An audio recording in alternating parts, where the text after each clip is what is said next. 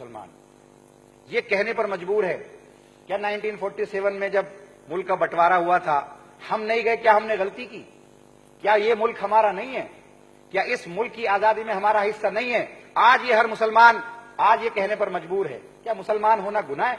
आज मुसलमान होने की वजह से जगह जगह भीड़ इकट्ठा करके आरएसएस और बीजेपी के लोग जो है कत्लेआम मचा रहे हैं, ये तो गलत है, ये तो सरासर गलत है। 1857 का गदर याद किए, जब वहां पर 85 लोगों को पहली मर्तबा, जब मेरठ के अंदर 85 लोगों को फांसी दी गई थी, उसमें 49 मुसलमान थे। एक भी आरएसएस, बजरंग दल, विश्व हिंदू परिषद का आदमी नहीं था।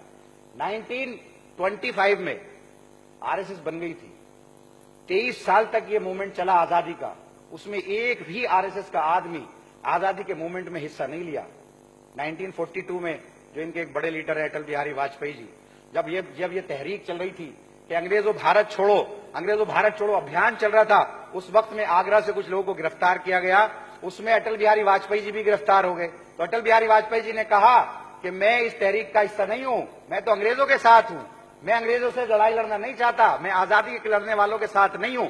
उन्होंने एफिडेविट दिया, एफिडेविट देने के बाद उनकी जमानत हुई, जेल से छोड़ा गया। ऐसे ही एक मर्तबा आगरा के अंदर अंग्रेज हुकूमत का झंडा जलाया गया, जिसमें एक मुसलमान भाई था, एक हिंदू भाई था। उनके खिलाफ गवाही देने वाले अटल बिहारी वाजपेयी थे। ये सेशन कोर्ट का ये जजमेंट है, उसमें कहा गया जिस आदमी ने इन दोनों के खिलाफ गवाही दी, इस बुनियाद पर इनको गिरफ्तार किया गया, उस आदमी का नाम अटल बिहारी वाजपेयी है, जो आरएसएस से ताल्लुक रखता है। आज ये लोग हमको प्रमाण दे रहे हैं कि हम हिंदुस्तानी हैं, हम देशभक्त हैं।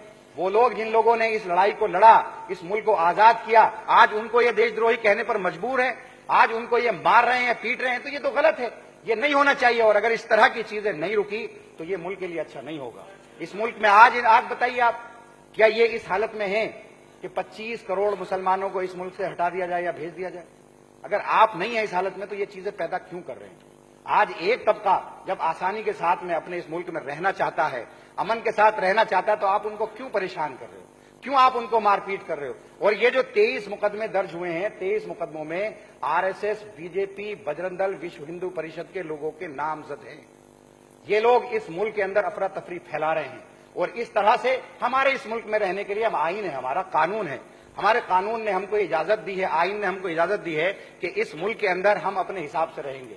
क्या पहनेंगे ये हमको हक है, क्या खाएंगे ये हमको हक है, किस मजहब को ये हम अपनाएंगे ये हमको हक है। ये मुल्क हिंदुस्तान जो है तमाम मजहबों से मिलकर के ये एक मुल्क बना है, और इसमें हर एक इंसान को यहाँ के आईन ने यह हक दिया है कि वो आजादी के साथ अपने मुल्क में रहे, और जो खाना है वो उसको खाए, जो पहनना वो उसको पहने। किसी की जागीर नहीं है, आरएसएस या बीजेपी के लोगों का ये मुल्क नहीं है, उनके बाप की जागीर नहीं है। ये मुल्क सबका है, ये मुल्क हमारा भी है, ये मुल्क उनका भी है, ये मुल्क सिख का भी है, ये ईसाई का भी है, ये मुस्लिम का भी है, ये दलित का भी है, ये हिंदू का भी है, और सभी की मेहनत के साथ ये मुल्क आजाद हुआ है। आज ये ठेकेदार बने कौन होते हैं? नरेंद्र मोदी जी के अंदर अगर हिम्मत है तो बताएं, वो आरएसएस का कौन सा आदमी है, वो विश्व हिंदू परिषद का कौन सा आदमी है जिसने इस मुल्क की आजादी के लिए लड़ाई लड़ी? इस मुल्क की आजादी के लिए जिन लोगों ने कुर्बानी दी, आज आप उनको देशद्रोही का शब्द बता रहे हो, आज आप उनको पाकिस्तानी बताते हो, आज आप उनको सिर्फ इसलिए मारते हो कि वो आज इस्लाम की पाबंदी से, आज इस्लाम की